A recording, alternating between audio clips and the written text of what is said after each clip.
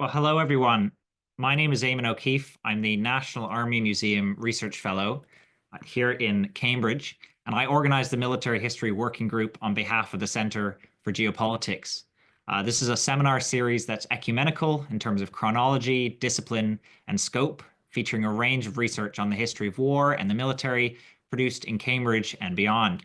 And today I'm delighted to be hosting David Suisman, who will be discussing his new book, Instrument of War, Music and the Making of America's Soldiers, recently published by the University of Chicago Press. Audience members are encouraged to type questions into the Q&A box on Zoom during and after the talk, and I'll be posting these queries to our speaker. I'll be posing rather these queries to our speaker at the end of the session. I should also mention that this event is being recorded with the intention of sharing the video online via the Center for Geopolitics website afterwards. Now, to introduce our speaker, he's an associate professor of history at the University of Delaware, specializing in cultural history, war and society, and the history of capitalism. Besides this book, Instrument of War, Professor Suisman is the author of Selling Sounds, The Commercial Revolution in American Music, which has been the recipient of numerous awards and honors. He's also co-edited two further volumes, Capitalism and the Senses, as well as Sound in the Age of Mechanical Reproduction, both of which were published by the University of Pennsylvania Press. His articles have appeared in numerous journals, including the Journal of American History, Social Text, Radical History Review, and the Journal of Social History. From 2009 to 2020, Professor Suisman was coordinator of the University of Delaware's Hagley Program in the History of Technology, Capitalism, and Culture. As someone with a research interest in military music myself, I should say that this book, Instrument of War, is a fascinating, deeply researched, and remarkably empathetic account which explores the role of music in the American military from the Civil War of the 1860s to the invasions of Iraq and Afghanistan in recent years. It lays bare the US military's intense and long-standing investment in music, but also shows how musical practices have evolved significantly over time, from the rise of radio to the era of the iPod. We learn about extensive official efforts to sponsor musical activity, from funding military bands to shipping songbooks, live performers, and olive green pianos to war zones. But if this book recognizes music as a top-down tool used to manage soldiers' behaviors and emotions, it also is admirably attuned to the actual musical preferences and priorities of enlisted men, how they perceive music, what they used it for. Music, it turns out, has much to tell us about the character of the US military and its social and political context, from questions of discipline and morale to issues of race, imperialism, and much else besides. So, Professor Suisman, thank you so much for joining us, and we look forward to hearing you speaking about your book. Thank you so much, Eamon. Thank you for the invitation. Thank you to the Center for Geopolitics for the invitation, and thanks to all of you online for coming. Since this book's publication in November, I have been speaking mostly to American audiences about it. And for that reason, well, Americans, as you know, presumably can be very provincial. And so I'm really especially curious to know how all these ideas sound to people from outside of the United States. So let me share my screen. So I thought I would begin by talking about a small detail that I encountered in the course of my research, something that stopped me dead in my tracks. And that is that in 2015, the US Congress allocated some $437 million for music by military bands. Now, this amount was about 3 times the size of the entire budget of the National Endowment for the Arts. And because most of you, I'm guessing, are not from the United States, I want to just be clear about what the significance of this is. What this meant was that the US government spent 3 times as much on military music as it spent on all other support for the arts combined. Now, of course, $437 million really represented only a drop in the bucket of the Pentagon's full defense budget. But this figure also did help me put the state's commitment to military music in context. It also helped me understand how it was that the US military was the largest employer of musicians in the world. Yet it was also perplexing because there are innumerable books about war and there are innumerable books about music, but there are surprisingly few books about the intersection of war and music. So, why did the US military spend so much on music, I wondered?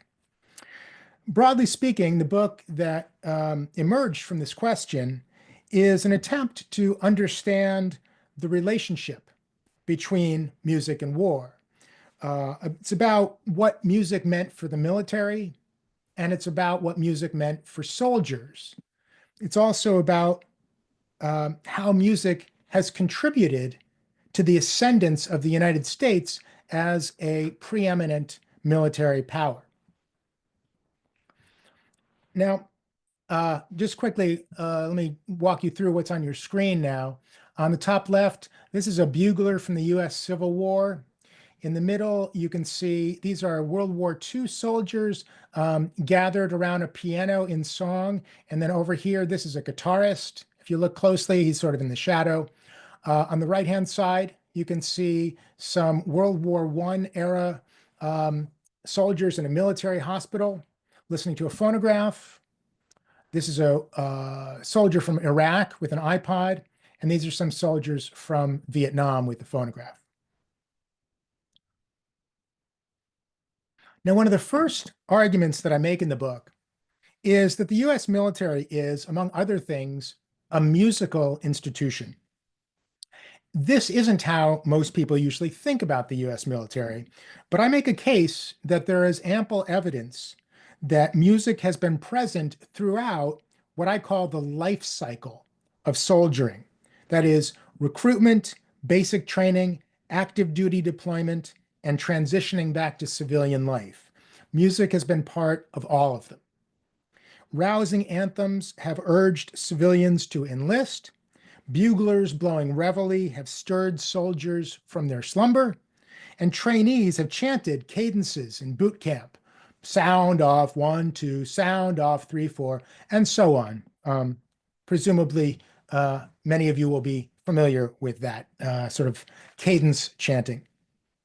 Beyond that, active duty soldiers have made and listened to music themselves in whatever forms they could. This meant often singing, but it also meant going to performances staged by the USO, or it may have meant listening to phonographs or radios or iPods. Music in hospitals and music therapy have aided soldiers when wounded. Taps has long marked the end of military funerals. I maintain that these far-reaching musical sounds have functioned as what Foucault would call a capillary power, a power that extends to the very extremities of soldiers' service. Now, occasionally, music has even been woven into the actual fighting of war. In 1863, for example, in the middle of the US Civil War, there were as many as 10 bands present at the Battle of Gettysburg. And at least one of those bands played when the battle was at its apex. And when I read this initially, that there was music playing when the battle was raging, initially I was rather skeptical. I thought this must be fanciful or apocryphal, but it wasn't. A British officer who was a guest of Robert E. Lee's army wrote in his diary after the second day of the Battle of Gettysburg, when the cannonade was at its height, a Confederate band began to play polkas and waltzes, which sounded very curious, accompanied by the hissing and bursting of the shells. Okay. In some ways, it's hard to fathom how much music has coursed through the military. This photo now that you're looking at gives you an idea of the scale of military band music in World War II. It shows 35 tons of band music collected just for the Naval School of Music. And at the risk of stating the obvious, tons is not usually the unit of measurement that we use when talking about sheet music. Broadly, this is a book about sound and state power, whose central claim is that music has functioned as a lubricant in the American war machine. Music has helped the military operate smoothly and efficiently, and it has also helped soldiers cope with the strains of soldiering, the physical, psychological, and emotional strains of military service, from the arduous, often traumatic experiences of combat to the feelings of excruciating boredom and homesickness. Although seldom acknowledged, music has been a kind of war material, part of what keeps the military operational. As a Union officer wrote in 1862, "It would be a dreary service indeed without music, and I don't believe the men could be kept together without it." In World War I, a pilot from South Carolina named Elliot White Springs wrote home to his father in a letter, "If you want to help win the war, send me some phonograph records." Last year, a veteran from the war in Afghanistan wrote, "I have literally returned fire with Carly Rae Jepsen's Call Me Maybe on." Um, okay, now at this point, well, actually, let me go back here. Now, at this point, I should acknowledge that in some ways, what I'm talking about, the musicality of the military, is already quite familiar because music has been part of waging war since time immemorial. Evidence of music in war appears in the works of Herodotus and Thucydides, and in images inscribed on ancient tombs. And people who've never even served in the military are knowledgeable of buglers blowing reveille, for example, or the chanting of sound off in basic training. But rarely has music in war been analyzed critically and historically. And this is what I've tried to do in my book, which makes three novel interventions. Now, the first of these is that this book approaches music differently than other scholars and historians have. Books about music in war often focus on lyrics, song lyrics, but I approach music more broadly, more holistically. I'm not just interested in songs, although I am interested in songs. I'm interested in the whole process of musical activity.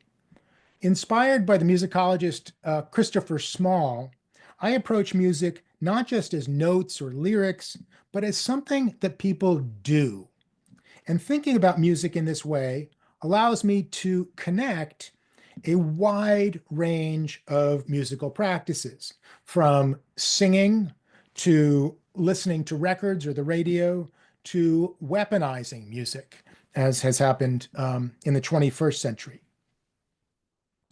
Second, although music has been part of waging war the world over for millennia, I contend in the book that there is a unique history of music in American war making since the 1860s.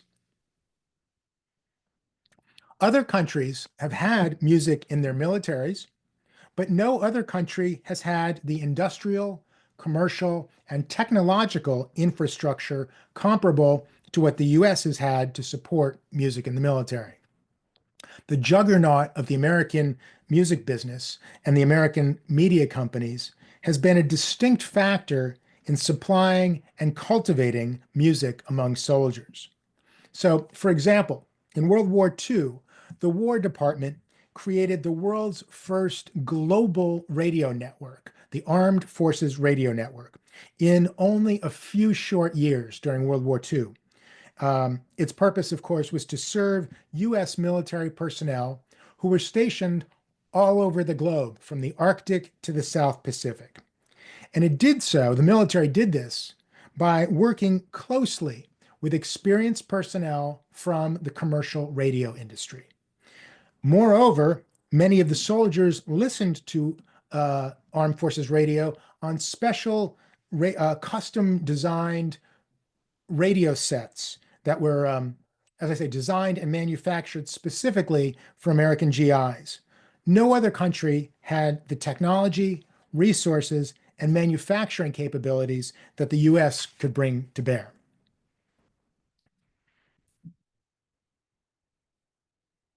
Now, third, I make an argument in the book that music was not only present in the military, but it was critical to how the military functioned. It was not an afterthought. It wasn't ancillary. It was part of how the military worked. In the Civil War, combat regiments went to the front with brass bands accompanying them. In World War II, pianos were installed in naval ships before they left the shipyard. This is crucial. This is to say, pianos were not brought aboard later as an afterthought. These instruments were built into the ships from the start. In Iraq, soldiers shipped out with iPods in their essential equipment. It was expected that these devices would be part of what helped soldiers perform their duties and survive their tours. Now, the book itself is organized chronologically, with each chapter dedicated to a different conflict. Civil War, the Spanish-American War in the Philippines, World War I, World War II, Vietnam, and Iraq and Afghanistan. And over these 7 chapters, I argue that music was crucial because it functioned in 2 distinct ways, dialectically. First, it served the top-down needs of the institution. It was a tool of the military to train, condition, and discipline soldiers. So if we think about soldiers chanting sound off 1, 2 in boot camp, this singing was part of the process by which the military mass-produced warriors, transforming civilians into soldiers. Now, at the same time, music was also a bottom-up instrument of the rank and file, a tool at soldiers' disposal to help them cope with the strains of soldiering, enabling them to perform the arduous emotional labor that was required of soldiers, putting one's life at risk, coping with friends being killed or wounded, living with intense homesickness and excruciating boredom. All of these were part and parcel of soldiering, and music made them easier to endure. Now, top-down and bottom-up musical activity worked in concert, dialectically. They were an integral part of attracting they were an integral part of attracting civilian recruits, transforming these people into warriors, and keeping them going as active duty soldiers. Meanwhile, music was also a valuable collective resource for addressing soldiers' social and psychic needs. It was a practice that bonded them to one another and, just as importantly, helped them preserve their individual psychological and emotional identities. From the perspective of officers, music enhanced discipline and morale. And by extension, it affected how well soldiers executed their duties. From the perspective of soldiers, music helped make military life bearable. Over and over, soldiers' letters, diaries, memoirs demonstrate how musical activity could bring amusement, comfort, and even joy to soldiers' lives. In this way, musical experience was at once highly social and highly individualized. On the social basis, music could be a means of strengthening the group, regulating physical behavior, and downplaying individual identity. as a group, as a social phenomenon, while at the same time, on an individual basis, music could be a balm for alienation and a reaffirmation of what it meant to be human. Now, I should explain why music. When I was about halfway through this project, I was talking to a colleague about it, and he said, fine, that's interesting, but why music? What is it about music that has such power? And in the moment, I had only a half-baked answer, I have to confess, but the question stuck with me. And as I thought about it further, I recognized that what I was essentially interested in this project was a new way to think about war, not music per se. And that's why the book is primarily concerned with musical activity as something that people do, music as something that people do. Focusing on song lyrics tells you, in fact, very little about what music meant in soldiers' lives or what soldiers did with music. I was interested in how soldiers in the Civil War learned to remember dozens of different drum beats and bugle calls to tell them where they should be and what they should be doing at different times. I was interested in soldiers in Vietnam getting into fistfights over what music was on the jukebox. And I was interested in how soldiers in Iraq assaulted local populations with hard rock and heavy metal. The focus on musical activity then foregrounds music as a relationship. It conceptualizes music as a connection between different kinds of people with different kinds of consequences.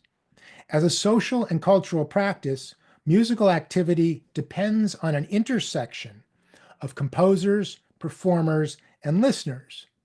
But it also depends on other people too, like musical instrument manufacturers and music publishers and printers. And in this case, military officials who arranged for or facilitated or tolerated music in different forms in the military. Music then is about a relationship among all of these different actors, more of a process than a product, the meaning of which rests not in the disembodied, idealized sounds, but in the interrelatedness of the sounds and human action. Or, to put this differently, this approach allows us to think about music in action, as Bruno Latour did with science, as situated social practice, grounded in particular times and places, with particular effects. By looking beyond musical works, this strategy enables us to appreciate what musical activity makes possible. One person who's thought about music a lot in this way is a sociologist named Tia Denora. She approaches music, in her words, as a resource for getting things done. So this is how I was thinking about music in this project. Thinking historically, what mattered most was the web of relationships, both social and sonic, that music was involved in. The value of musical activity in the military did not rest individually in the sounds, the repertoire, the musicians, or the way that soldiers responded. Rather, the value of music for the military lay in the interconnectedness of the sounds, the repertoire, the musicians, and the way that soldiers responded.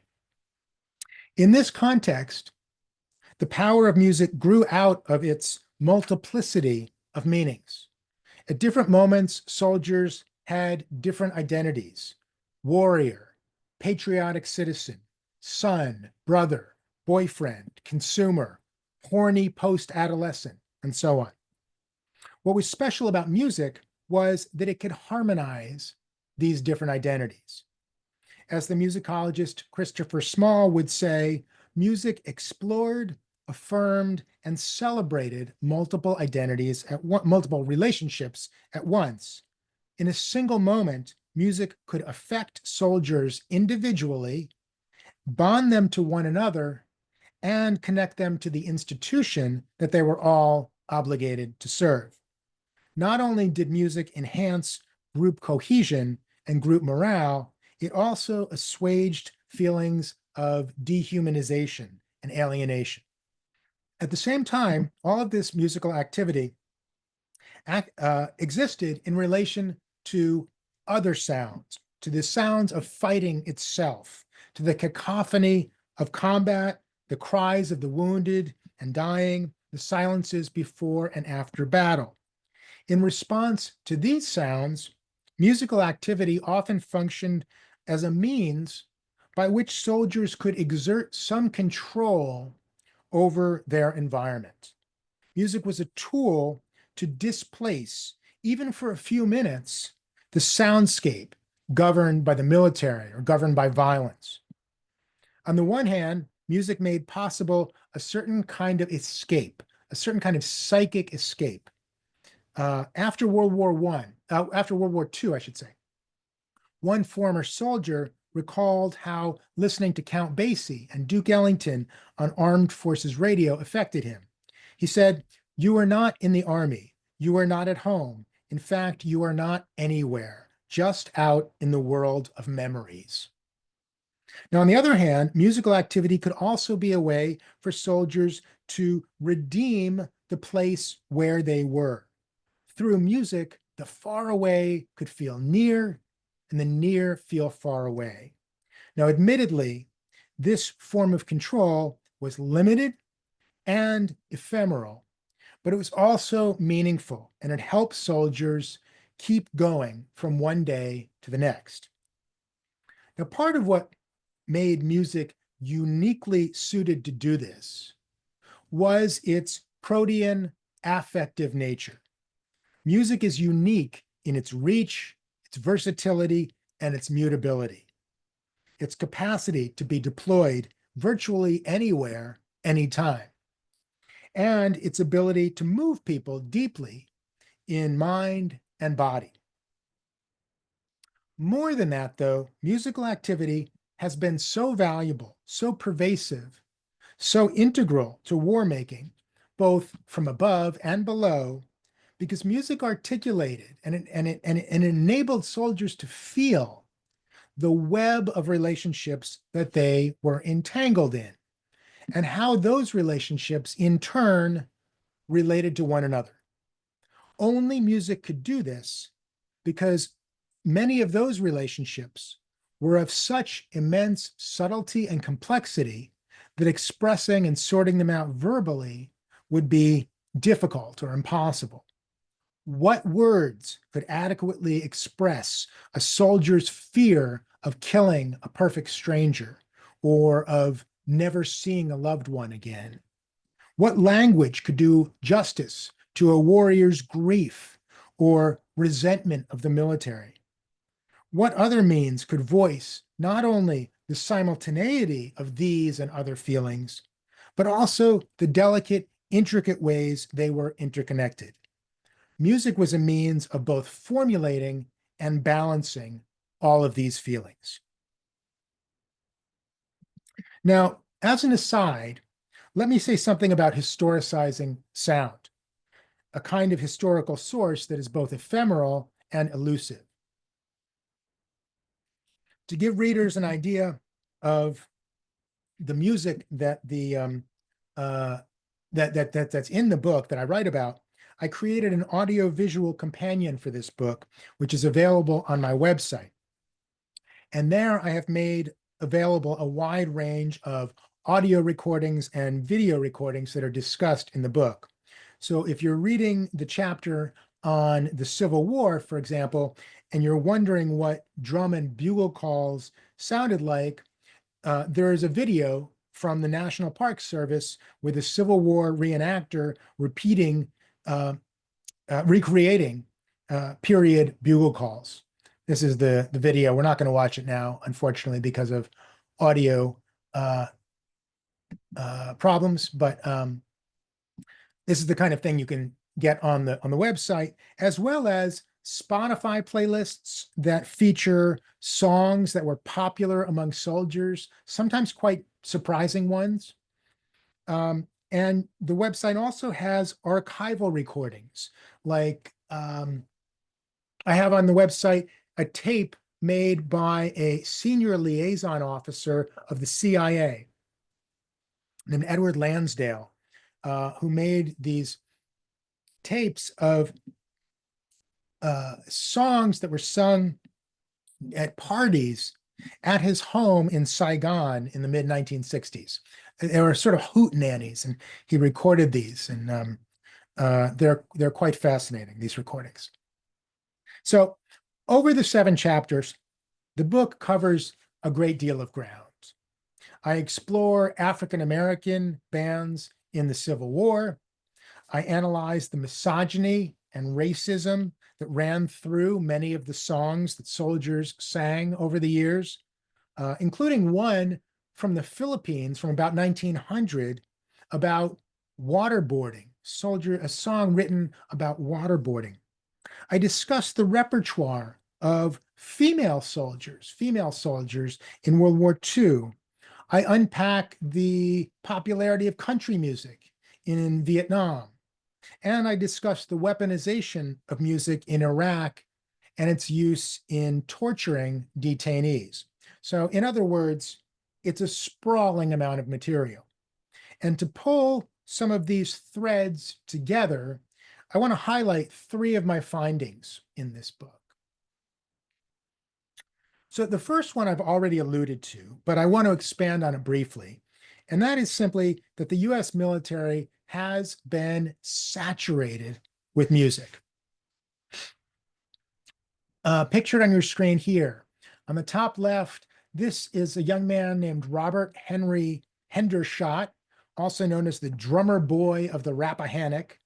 He enlisted in the Union Army at the ripe old age of 11.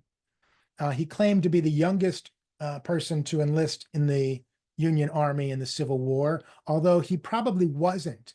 There were drummer boys who enlisted who were younger than him, probably 9 and 10 years old. Not many, but a few. He's pictured here a little bit after. He's probably about 14 in this picture. Pictured in the top center of this screen is the cover of the U.S. Army songbook from World War I. This was a songbook issued by the U.S. military to soldiers. This was a part of their equipment in World War I. Top right, a guitar slinging songster from Vietnam. Bottom left, the 1st Colorado Regimental Band in Manila in around 1900 or so. And the bottom right, a letter, the envelope from a letter from Sergeant Gerald Duquette to his wife in 1944. And on the outside of the envelope, Duquette's friend, a guy named Samuel Boylston, drew this cartoon that shows soldiers out for a night of drinking and singing together. Now, saturation. In World War II, not only were pianos installed in the hulls of Navy ships, as I've mentioned, the military also airlifted specially designed olive green Steinway pianos to soldiers on the ground worldwide. Millions of soldiers attended USO performances and listened to phonographs and radios that were issued by the military. And throughout the military, through the military postal service, soldiers also received a monthly circular called the Army Hit Kit, containing the lyrics of current and recent popular songs. So this is the cover of the Hit Kit from March of 1944. You can see it lists the songs whose lyrics would have been inside or were inside. It says it was issued by the Special Services Division of the U.S. Army, not for sale. Okay, so use by the U.S. Armed Forces only. Um, Now, the point is, once I started to look for it, music in the military was everywhere, from boot camp to battlefield, a subject hiding in plain sight. Now, that said, the musical activity that I found was not always what I expected. For example, I was surprised to learn that in World War I, soldiers regularly participated in large-scale singing events called mass sings as part of basic training. Led by volunteer song leaders, thousands of soldiers joined together in song in daily or weekly singing sessions. And I have pictures of a few of these just to give you a sense of the scope of this practice. This is a picture of a group of Marines, and this figure in the front with his arms outstretched was the song leader, and you can see the Marines are holding song lyric sheets or song books. This is a picture of a bunch of sailors, so naval trainees from a training facility in the Great Lakes. Obviously, this is the song leader with the megaphone.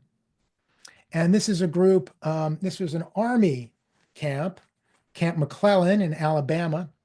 And it gives a good sense of the scale of some of these mass sings. And if you look closely, you can see in the center, there's a figure here with his right arm upheld, and that would be the song leader of this whole of this mass sing. Now, General J. Franklin Bell, who was the commanding officer of the 18,000-man Camp Upton on Long Island, he was also a former chief of staff of the U.S. Army, and he put it this way: a songless army would lack in fighting spirit in proportion as it lacked responsiveness to music. There is no more potent force for developing unity in an army than song. Another World War I general, Leonard Wood, who had earlier been one of the Rough Riders in the Spanish-American War, he was a hero of the Indian Wars and a former military governor of Cuba and the Philippines. In other words, hardcore. He put it this way: it sounds odd to the ordinary person when you tell him every soldier should be a singer, because the layman cannot reconcile singing with killing. But it is just as essential that the soldiers should know how to sing as that they should carry rifles and learn how to shoot them. These military officials considered music a martial necessity in World War I. In their minds, music was linked to efficiency, standardization, and Americanization, which were some of the key concepts of the World War I era. In some respects, musical activity was valued in the military because it was understood to have a beneficial effect on morale. But morale itself was a vague and ill-defined concept. Sometimes morale referred to motivation. Sometimes it referred to attitudes about the war. Sometimes morale referred to mental health. But from the perspective of senior military officials, music was so valuable because it could enhance all of these. Observers outside of the military agreed. According to G. Stanley Hall, the leading American psychologist of the era, music was one of the most effective means of improving military morale. And this had direct effect on soldiers' performance. Music, he wrote, made a good soldier better and a trained soldier a more perfect one. I also found in the records of the War Department, now in the U.S. National Archives, photographs like this one with the caption, "Music and guns go hand in hand on the Western Front in France." Dated from July 1918, the image shows a convivial group of American and British soldiers Some are holding firearms, some are fingering musical instruments, some are empty-handed. According to the caption, they are preparing for a musical evening in their camp. The silent image, of course, gives little sense of the actual music that they were about to enjoy, but it does suggest the close and casual association that existed between music and soldiers' camaraderie. The existence of this image and the caption also reflect the War Department's conscious recognition of the power of music in the lives of active duty soldiers. So the photo, I just want to say something about this photograph as an artifact. It was made by the government's wartime propaganda agency called the Committee for Public Information. And the CPI may have distributed this picture to the press. And in this respect, the photo reflects not only the fact of music in military life, but also the government's interest in documenting and publicizing that musical behavior. And in the Library of Congress, I found a vibrantly colored propaganda poster in much the same spirit. It shows a triptych of images. In the center, a soldier gripping a rifle in one hand and hurling a grenade in the other, with the other. On one side, a bugler, and on the other side, a group of soldiers singing around a piano. Note the slogans on the top left: music makes for morale, and on the top right, a singing army is a fighting army. In these images, music and the violence of war were intimately connected, both in soldiers' daily lives and in the public-facing effort to mobilize people and resources on the home front. These efforts had deep implications for the work that music did in the bloodiest, most destructive war that the world had yet seen.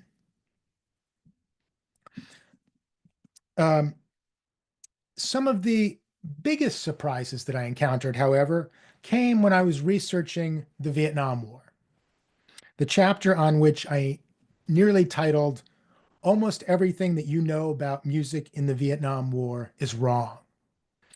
For Americans, more than any other war, the Vietnam War comes with a built-in soundtrack: Jefferson Airplane, The Doors, Jimi Hendrix, and so on.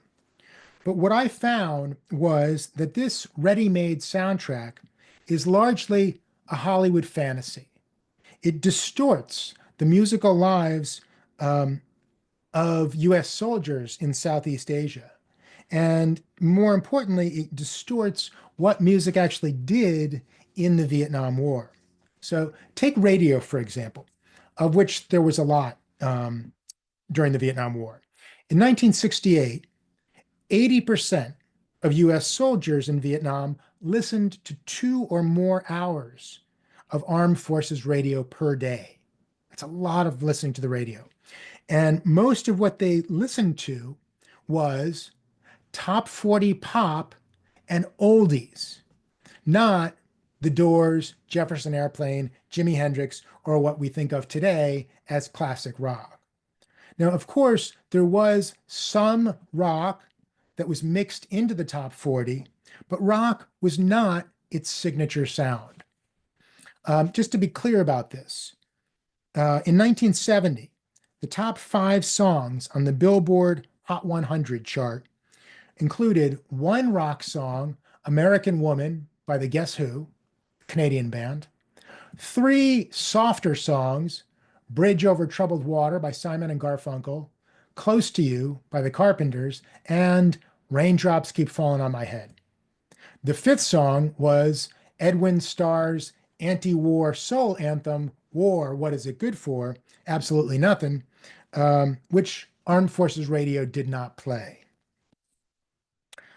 Country music also made up a big part of the musical soundscape of Vietnam, with country music shows on the radio country music singles on the jukeboxes in the enlisted men's clubs, and country music LPs in the record bins of the post exchange stores where GIs could go to buy American goods. All of this country music did not sit well with the large number of African American troops who favored R&B and soul music, which were not well represented on the air or on the jukeboxes or in the record bins. And this often led to violent clashes between white country music fans and black soul music fans. There were these explosive confrontations between these eruptions of violence between black and white troops. And they were often sparked by the music in the jukeboxes. So we have an idea that rock and roll was the music of rebellion. But in Vietnam, country and soul music caused many more problems for the military than rock did. This is a picture of James Brown when he was performing in Vietnam in the summer of 1968. Other surprises that I found in researching the Vietnam War included the persistence of singing among soldiers. This was a practice that I thought would have died down, perhaps by the Second World War. But when a group of Marines was asked by a CBS News reporter during the Tet Offensive of 1968 how they were keeping their spirits up, one of them explained, "I guess we play cards at night and sing." Another surprise that I encountered was learning that not all songs that soldiers sang were anti-war songs. That's what we get in the popular imagination. But they weren't all anti-war songs, and this was especially true of the airmen, some of whose songs were macabre odes to the dropping of napalm. One such song went, "Fire, fire, fire. It looks like the end, singes the hair and burns the skin. Burn, burn, burn, people burned and marred by pretty red flames, their bodies well scarred. Isn't napalm pretty to watch? It's a gas for you and me." This was a far cry from the rock songs and the anti-war anthems that Hollywood and the documentary filmmaker Ken Burns have drilled into our collective imagination. Now, this is not to say that there was no rock music in Vietnam or that it wasn't important, because there was rock music in Vietnam and it was important. But if we want to understand what music meant in that war and for that war, we need to recognize that the musical landscape of Vietnam bore little resemblance to what you hear in movies and on TV. Music, in fact, helped keep that war going. One more example. The documentary filmmaker Ken Burns made an 18-hour, 10-part series about Vietnam, about the Vietnam War, called The Vietnam War. And it featured more than 120 popular songs. But of those, only 2 were country music songs, and neither of those 2 was representative of the style of country music, the Nashville style of country music that GIs in Vietnam were listening to. So just a sense of that distortion.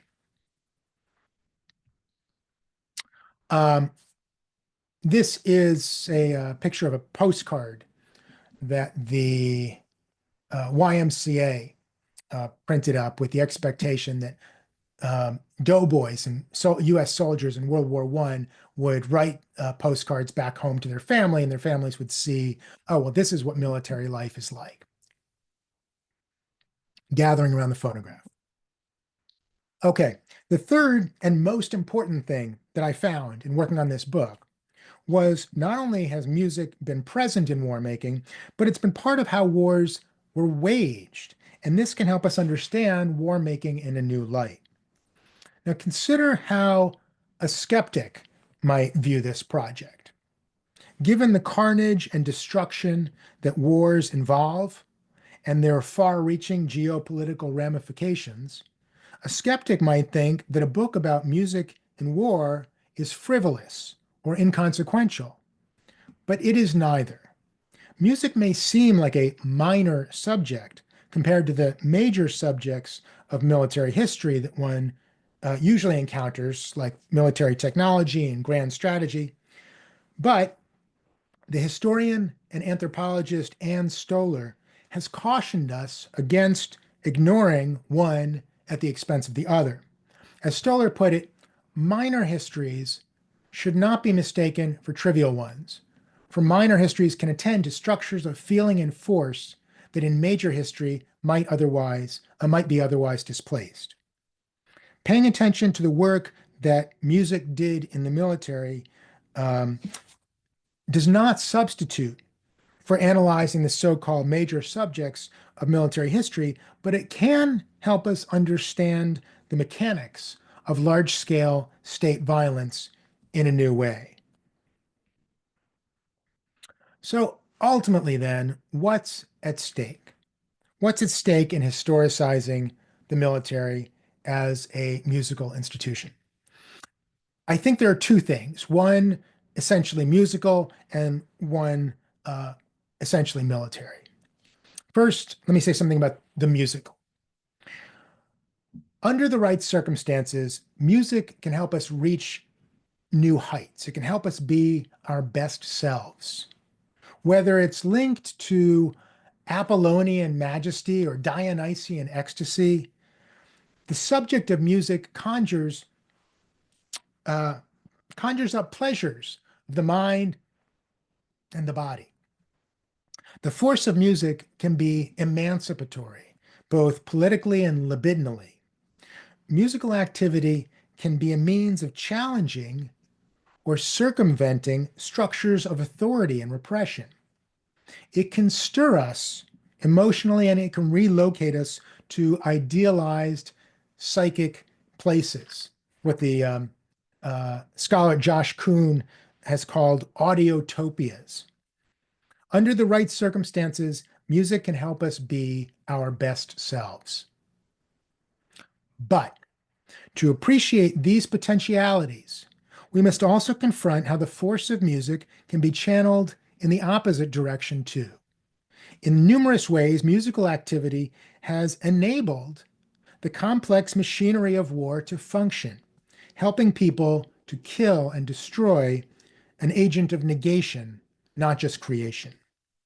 So for all of the innumerable, incalculable ways that music has uplifted and inspired, for all it has done to challenge and circumvent structures of authority and repression, it has also functioned to uphold and extend institutions of power.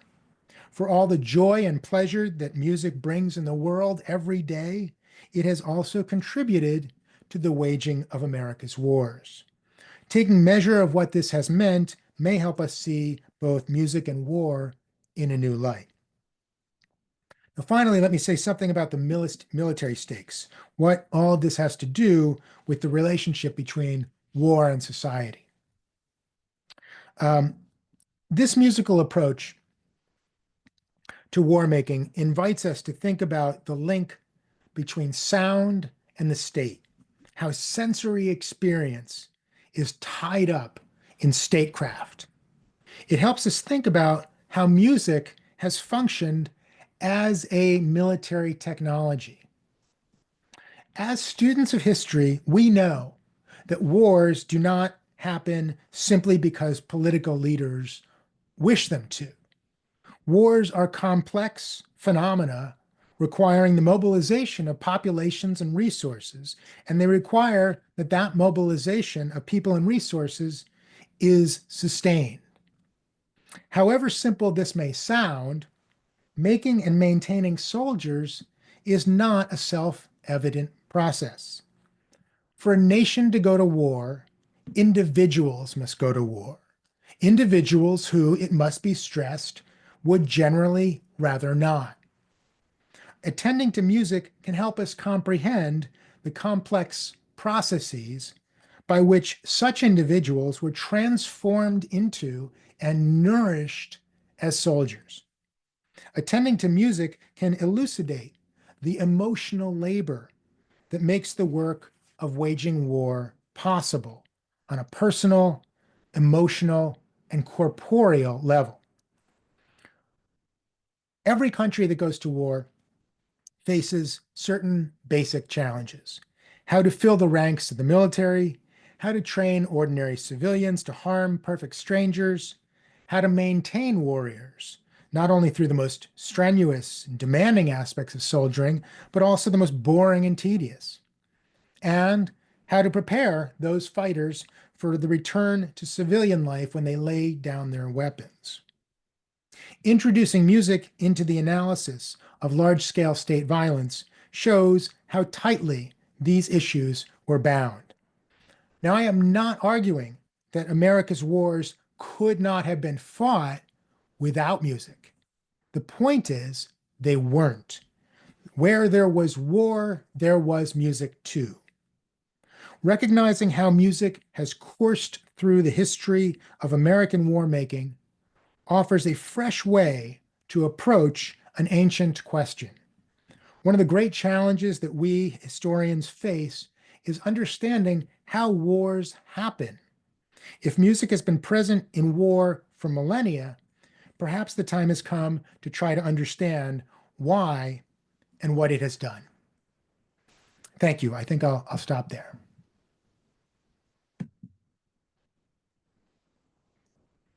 Great. Well, thank you very much, Professor Suisman, for what a fascinating talk. It's covered so much ground from the Civil War to more recently and made us think about the theoretical underpinnings of music, its relationship with war, how the two make how music makes war function, and as you say, lubricates the war machine.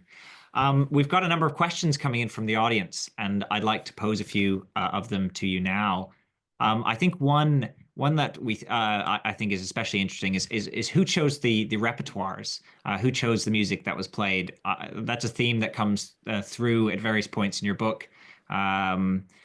There's the commercial music industry, and there's sometimes and soldiers themselves, and there's you note at a variety of points the disconnect between what soldiers actually wanted, what other people thought they ought to have, what the institution was providing in terms of the repertoire, the records. Could you tell us a bit more about how this worked, how these different sort of groups negotiated or created the military's repertoire, or maybe disputed it, as you mentioned, with the riots in over jukeboxes?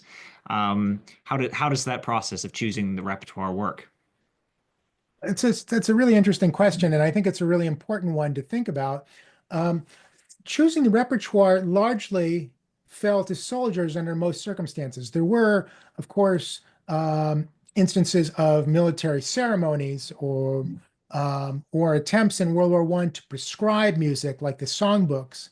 But when soldiers were left to their own devices, they could choose their own songs. You know, when they were singing informally among themselves, they had the power to control what they were singing. And this is really significant, because if you think about what it means to serve in the military, you control very little over about your life. This is it's what's called a total institution.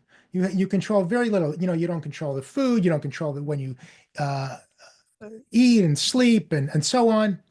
But soldiers did have control over the songs that they sang recreationally with one another. Now, in Vietnam, sometimes they clashed, and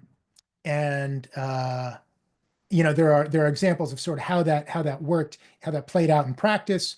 But it was essential that soldiers had that control themselves, and they were very happy to depart from the standard repertoire that they were given in the songbooks in World War I and World War II. They would very frequently rewrite the lyrics of popular songs of the day. Everybody knew the melodies, and that was very helpful. And then they would rewrite the lyrics in ways that suited them, often very salacious or related to their circumstances. Great, thank you. Another question. Tell us more about the backgrounds of military musicians. Were they experienced performers on joining the army? Were they recruited because they already know something of music or how to play an instrument? Or were they instructed on the job, as it were, from scratch? Um, Short answer is both. Some came well trained, and it depends a little bit on what conflict you're talking about. But many learned on the job, and well, there are kind of three instances, three scenarios that I can point to. One is soldiers who were musicians beforehand, and they became military musicians in the service. Take World War I, for example. Military bands were made up of African American military bands were made up of some of the most, sort of crack musicians of the era. Uh, so there was that. Then there were soldiers who learned to play or learned to play better, learned to sight read, learned all kinds of musical skills in the military. And that was a really important sort of musical school for generations of musicians, soldiers who come out of the military, military musicians who come out of the military with really valuable professional skills, musical professional skills. And then there are also soldiers who were musicians, but they only became professional musicians or military musicians for a time.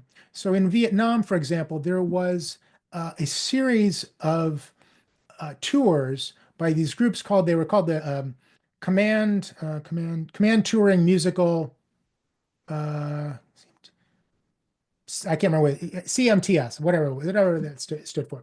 And they were these groups that were made up of soldiers that were recruited from among the population of soldiers. They were not specialists in music, but they were people who had musical chops. They were recruited to form bands that would then tour around Vietnam and perform at places that were too dangerous to send professional musicians, like civilian professional musicians who also performed for troops. And so they would be recruited and became professional military musicians, but only for a time. Great. Thank you very much again for that answer. I've got another one here. Let's see.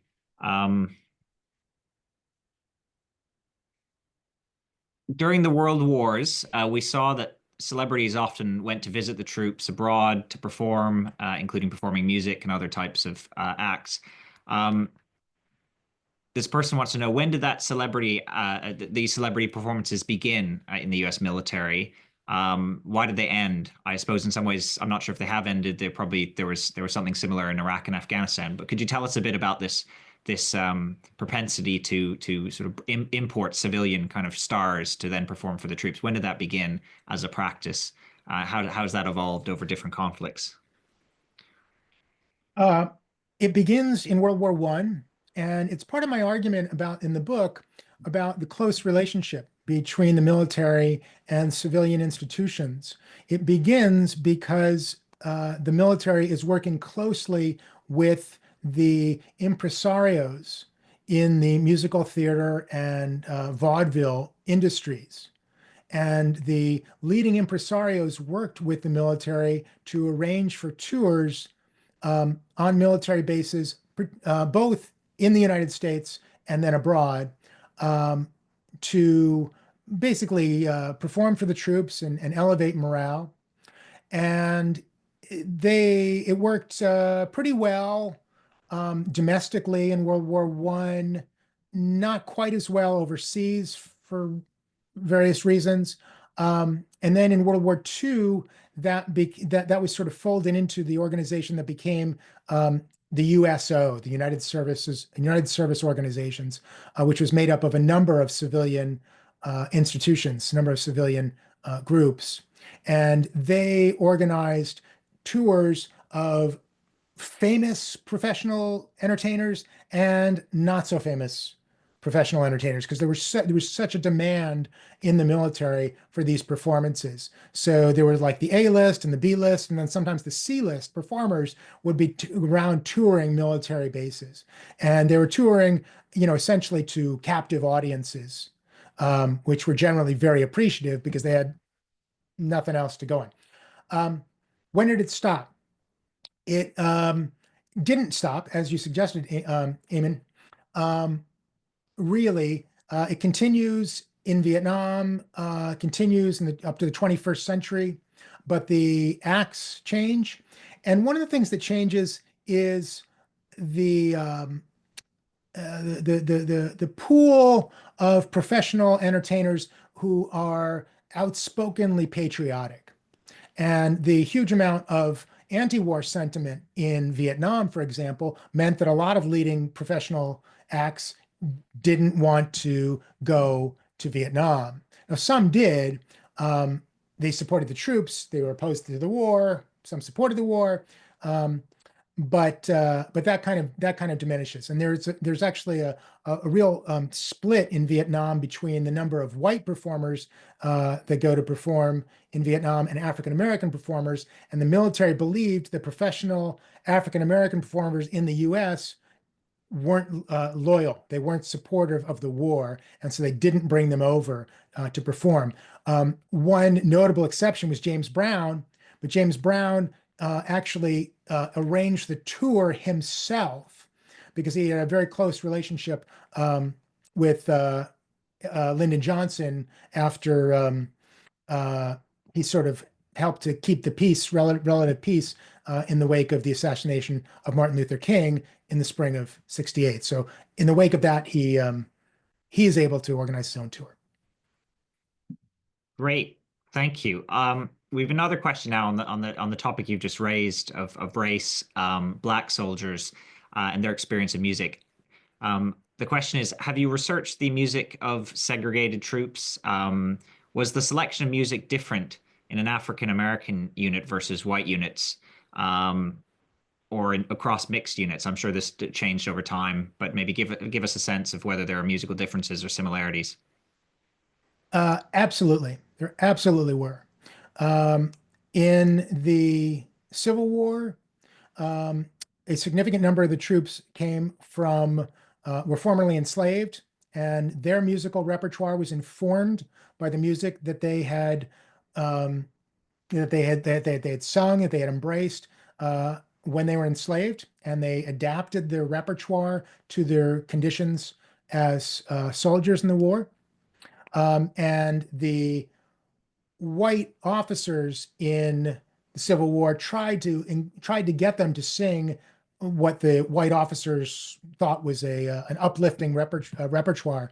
They wanted to sort of prescribe a repertoire to them, and they generally resisted. They were like, "No, we're good.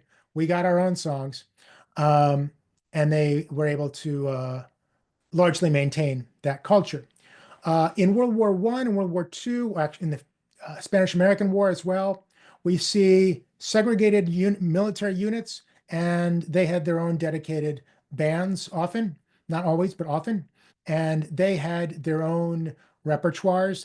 In World War I, this is the most famous example, the African-American bands were the best bands in the war, and they were really influential in Europe, and they were very popular among the French, especially touring around, and then afterwards elsewhere in Europe. And they left this huge mark. They basically introduced ragtime and jazz to Europe. So they were very important in that respect. Um, the US military is desegregated in 1948. And after that, you don't have these sort of formally segregated units, but you do have these musical subcultures that continue. And again, this comes back to the point about controlling one's repertoire, that being a really valuable part of control, really valuable way that soldiers could sustain themselves and assert some, even ephemeral, control over their environment. Great. Well, thank you. Another question, I suppose, is this is coming from me. Is there something distinct, do you think, about military music as a genre? I mean, there are functional uses of certain bugle calls, say, or drum beats, but it's also clear from what I've read on my own sort of period, but what you've written about that music in the military is very often taking music from the commercial musical scene or is being fed music from the commercial musical scene. It's taking excerpts from operas. It's absorbing various cultural influences. Can we speak of a distinct thing called military music, or is it so heterogeneous that it defies a kind of categorization as a type of music beyond the fact that it's sponsored by the military or somehow voiced and performed by military personnel? Another really good question. The way that I think about that and thought about it throughout this project was that I believe there is something that many people recognize as military music.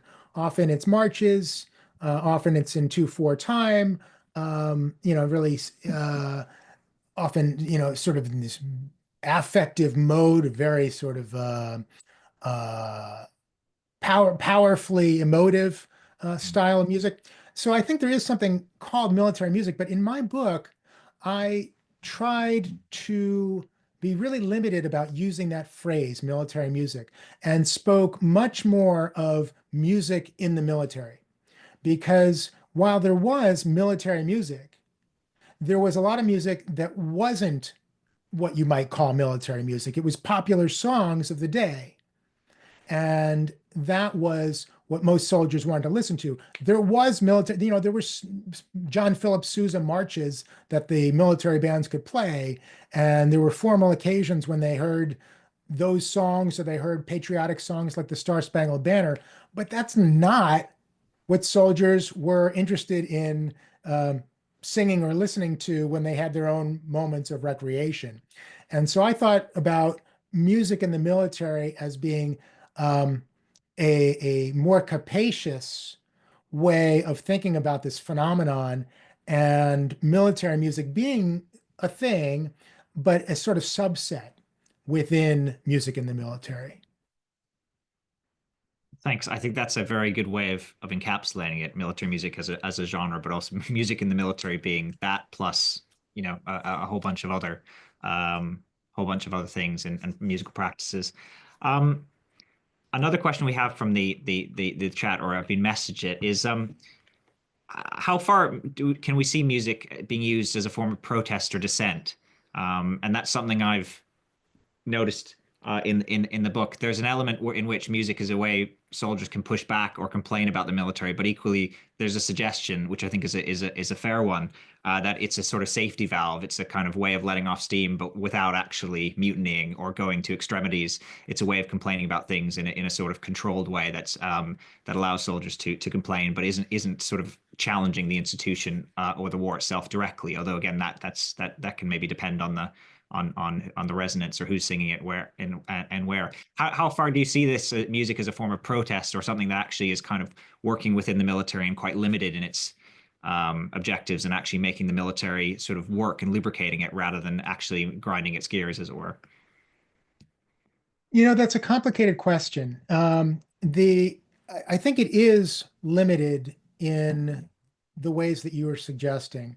It functions as a safety valve to the extent that whether soldiers were complaining about the food or the decisions made by commanding officers or the the risks that they were taking to their own lives, soldiers did complain about these things, and they complained about them through music in times. Um, but these were sort of sanctioned forms of protest, of dissent.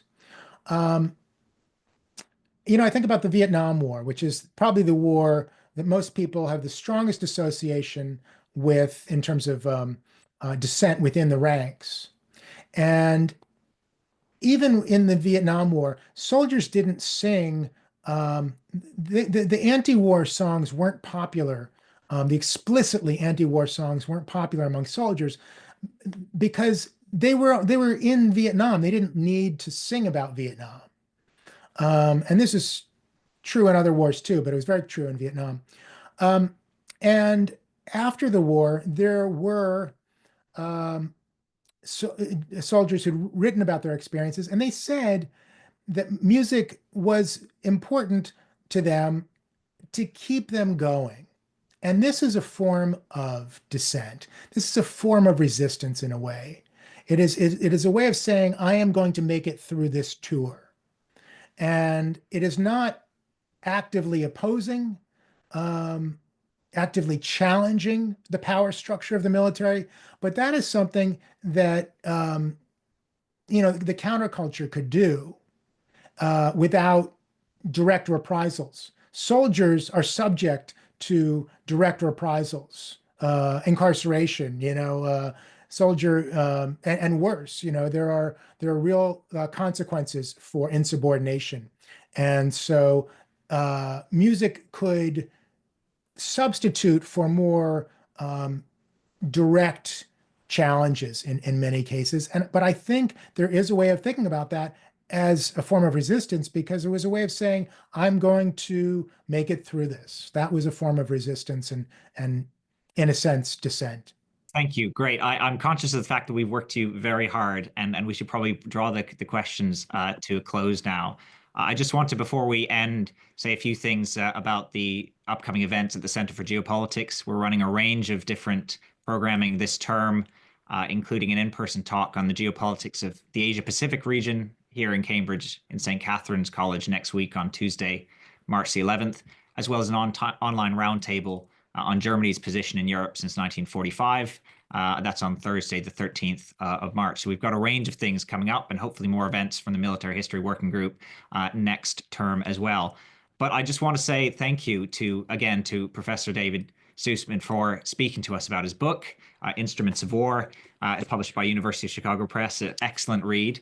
And worthwhile to scholars of American military history, but also maybe military history buffs more generally, and musicians, those interested in music history as well. So thanks so much again for joining us. Thank you, and have a good evening, everyone. Thank you for coming along.